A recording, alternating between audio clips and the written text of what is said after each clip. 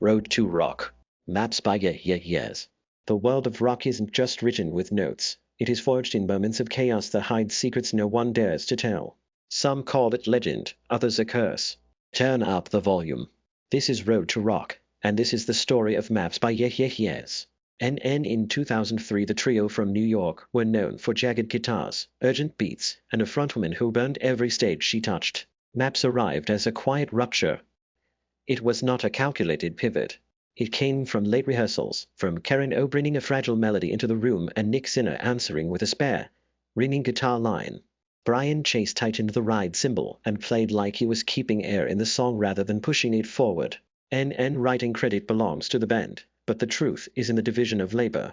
Karen supplied the vocal melody and the emotional center. Nick sketched the guitar texture that gives the song its aching space. Brian's drums insist on steadiness, a metronome of restraint that lets the vocals breathe. That trio interplay is the song.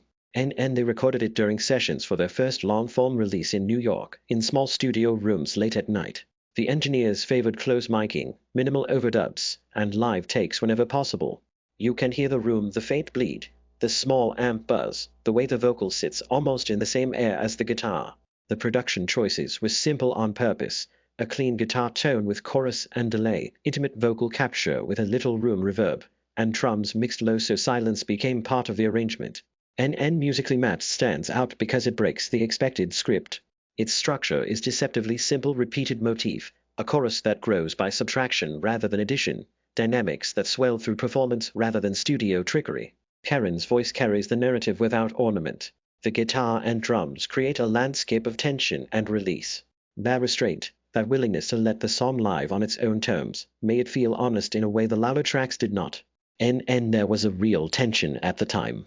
The band had a reputation for brutality and art punk swagger, and here was a tender, almost pop-sensible track.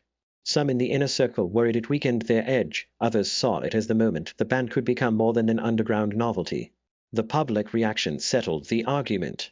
Maps reached listeners who had not cared for squall or irony, but wanted something sincere.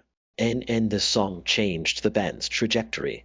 It became a touchstone in their sets, a gateway for new fans, and a proof point that vulnerability could coexist with credibility.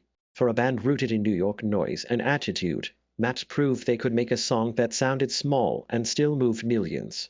That paradox is the core of why Maps endures a stripped-down moment that echoed far beyond the studio walls.